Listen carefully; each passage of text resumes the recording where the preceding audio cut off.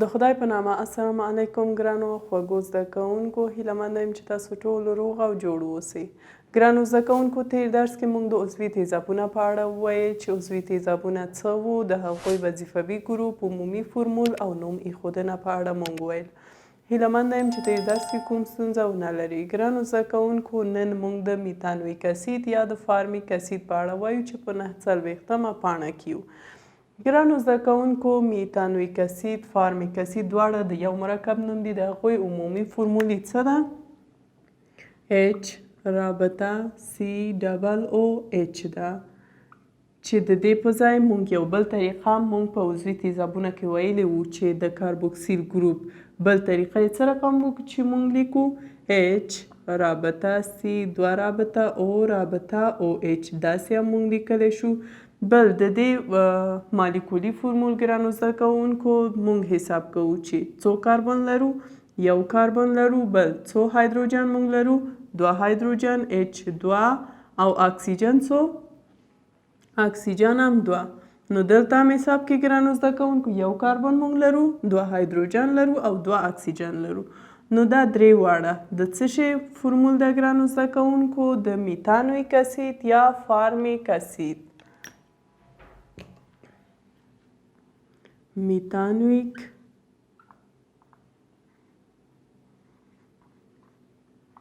اسید یا فارمیک اسید. ګرانو زده کوونکو، تاسو خو اوس پوهیږئ چې میتانویک اسید کوم نوم ده؟ د دې ایوپک نوم ده ګرانو زده کوونکو. او فارمیک اسید د دې څه نوم ده؟ د دې معمولي نوم ده چې د فارمیکان اخیستل شوي. بل ګرانو زده کوونکو، دا څه رقم لاسته راځي؟ کله چې موږ سودیم فارمیت د ګوګړو تیزابو سره یو ځای کو، کله چې دا تعامل کوي د هغه نه څه لاسته راځي؟ د هغه نه فارمیک اسید او څه لاسته راځي؟ سودیم بایکاربونیت. نو راځئ چې هماغه تعامل هم موږ ولیکو چې سودیم څه؟ سودیم فارمیت H رابطه COO، د H په ځای موږ څه لیکو؟ سودیم لیکو. جمع د ګوګړو تیزاب. ګرانو زده کوونکو، د ګوګړو تیزاب اصلي فورمول یې داسې ده H2SO4. اصلي نه ګرانو زده کوونکو، دلته یې موږ کولی شو جلا جلا هم ولیکو، داسې H رابطه HSO 4. نو وګورئ ګرانو زده کوونکو، دلته موږ 2 هایدروجن لرو، دلته هم 2 هایدروجن SO 4، دلته هم او دلته هم. د دې لپاره چې تاسو ته یعنی معلوم شي چې څه د کوم عنصرونه د یو بل ځای نیسي یا تعویض کوي، د هماغه لپاره ما داسې ولیکه. ګرانو زده کوونکو، کله چې دا دواړه تعامل کوي نو دا هایدروجن چې ده، اول خو دا هایدروجن راځي د سودیم څه کوي؟ ځای نیسي ګرانو زده کوونکو. بیا دا سودیم د دې نه جلا کیږي او دا راځي دلته دې سره څه کوي؟ تعامل کوي. نو په پایله کې د دې نه څه جوړیږي؟ د دې نه H رابطه COO او د سودیم په ځای موږ څه لیکو؟ موږ وایو چې هایدروجن دلته راځي، نو دلته موږ هایدروجن لیکو. جمع بل دلته دا کوم ځای ته راځي؟ دلته. نو اول څه لیکو؟ سودیم لیکو. سودیم بیا د هغه نه بعد HSO 4. اوس د دې نومونه لیکو ګرانو زده کوونکو چې د دې نومونه یې څه دي؟ دې ته موږ وایو چې سودیم فارمیت ده. سودیم فارمیت. د دې نوم ګرانو زده کوونکو د ګوګړو تیزاب چې موږ ورته سلفوریک اسید هم وایو، نو د ګوګړو تیزاب لیکو. ګوګړو تیزاب. نو د دې نوم څه ده ګرانو زده کوونکو؟ فارمیک اسید.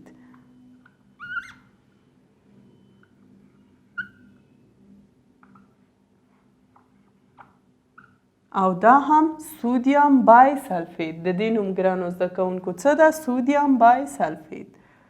سودیم بای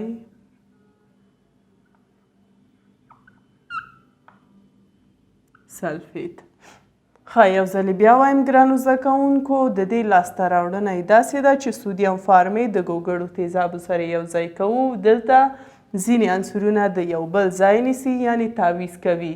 دا هایدروجن راځي دا اسیتات سره څه کوي؟ تعامل کوي او دا سودیم بې ځایه کوي.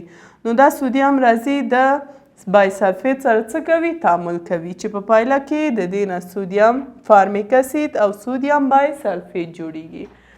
ګرانو زده کوونکو دا هماغه تعامل چې د دې نه فارمیک اسید لاسته راځي.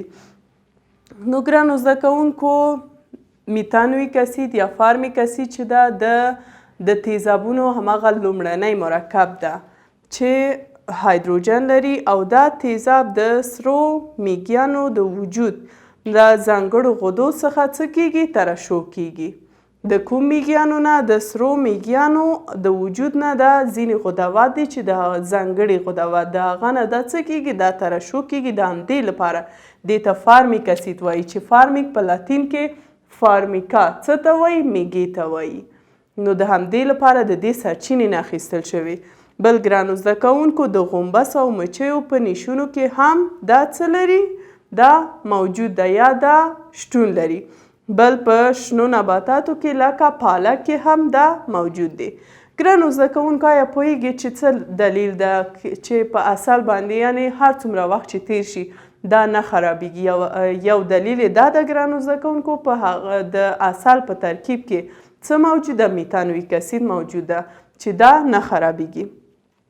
بل په صنعت کې ګرانو زده کوونکو دا د نساجي او څرمنو جوړولو کې د دې نه استفاده کیږي او د مکروبونو د لرې کولو لپاره، یعنې د مکروب ضد ماده ده دا ګرانو زده کوونکو. بل د دې لاسته راوړنه خو مونږ وویل. اوس راځو د اسیتیک اسید په اړه وایو ګرانو زده کوونکو چې اسیتیک اسید څه ده؟ د دې عمومي فورمول دا چې څه رقم دا لاسته راځي د دې په اړه وایو. بیا دا کوم ځایونو کې استفاده کیږي د دې په اړه مونږ وایو. په دې هیله چې د میتانویک اسید یا د فارمیک اسید په اړه مو معلومات ترلاسه کړي وي. د دې عمومي فورمول تاسو ته زده شوی وي او هماغه تعامل چې د هغه نه فارمیک اسید جوړیږي.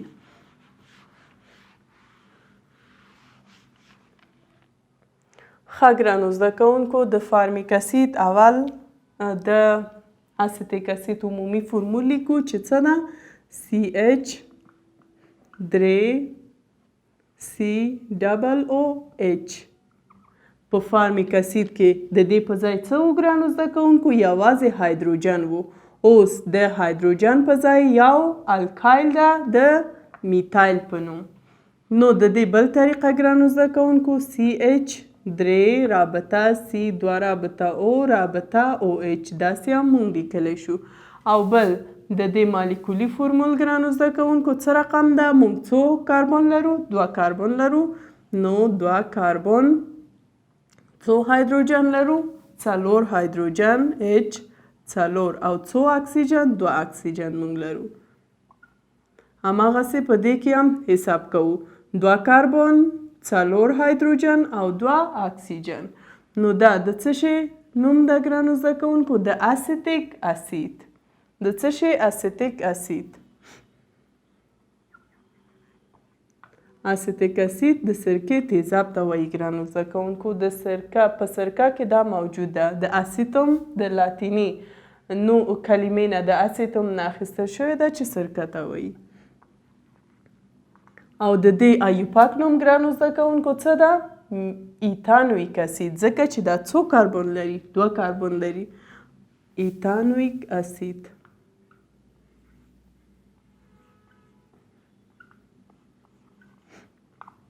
ښه ګرانو زده کوونکو دا څه رقم مونږ کولی شو دا لاسته راوړو؟ دا چې دا د ایتانول د الکول د اکسیدیشن نه دا لاسته راځي.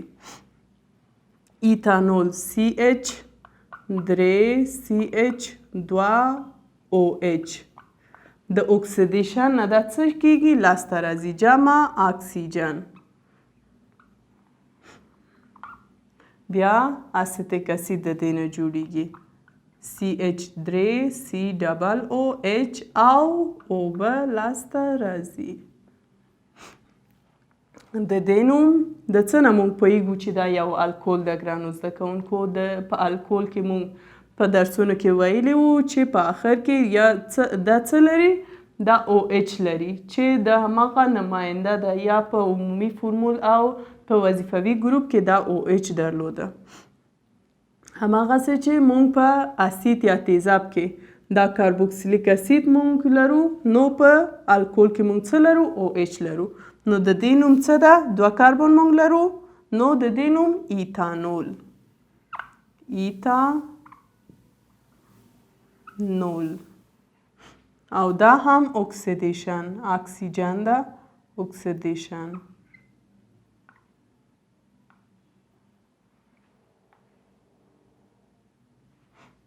د دې نوم که تاسو دا لیکئ یا دا لیکئ مشکل نشته، اسیتیک اسید لیکو. د دې معمولي نوم اسیتیک اسید او دا هم اوبه. ښه ګرانو زده کوونکو یو ځلې بیا وایم دا 3 واړه عمومي فورمول دي، دا دواړه عمومي فورمول دي، دا هم مالیکولي فورمول ګرانو زده کوونکو. بل دا څه رقم لاسته راځي؟ د ایتانول د یو الکول د اکسیدیشن نه اسیتیک اسید یا ایتانویک اسید او اوبه لاسته راځي. ګرانو زده کوونکو اسیتیک اسید چې دا یو بېرنګه مایع ده، میتانویک اسید هم یو بېرنګه مایع و، دا هم څه ده؟ یو بېرنګه مایع ده چې تیز بوی لري یا تخریش کوونکي بوی لري. هم میتانویک اسید د هغوی نوم نه ښکاري، دا دواړه تیزاب دي، نو څه رقم بوی لري؟ تخریش کوونکي بوی لري. بل په 118 درجو کې په ایشېدو راځي او په 14.5 درجو کې د یخ په ډول کرستلونه جوړوي. کیمیاوي فورمول یې موږ دلته ولیکل چې دا یې کیمیاوي فورمول ده ګرانو زده کوونکو. دا چې دا د سرکې تیزابو څخه په رنګونو، مصنوعي ورېښمو، اسیتیت سلولوز او پلاستیک جوړولو کې کار اخیستل کیږي او هم د یو عضوي محلل په توګه استعمالیږي. محلل خو تاسو پوهیږئ چې ځینې شیان په دې کې حلیږي. او اسیتیک اسید په سرکه کې موجود ده، نو دې ته د سرکې تیزاب هم موږ وایو. ګرانو زده کوونکو زموږ درس هم دلته پای ته رسیږي، په دې هیله چې نننی درس مو په سمه توګه زده شوي وي. ګرانو زده کوونکو تاسو کورنۍ دنده یې دا ده چې د دواړه هم د میتانویک اسید او هم د اسیتیک اسید عمومي فورمولونه یې زده کړئ او څه رقم یې لاسته راځي هماغه تعامل یې زده کړئ، خپل کتابچه کې ولیکئ. بیا تاسو کولی شئ د هغه عکس واخلئ او کومنټ کې ماته راواستوئ. ګرانو زده کوونکو که کوم پوښتنه نننی درس کې یا تېر درسونو کې لرئ نو تاسو کولی شئ په کومنټ کې موږ سره شریک کړئ. او د کتاب PDF که غواړئ ترلاسه کړئ د همدې ویډیو ډسکرپشن کې لینک موجوده ده، هماغه ځای نه ډاونلوډ کړئ. د ویډیوګانو د ترلاسه کولو لپاره چینل سبسکرایب کړئ. تر بله جلسې ښه وخت ولرئ. خدای پامان.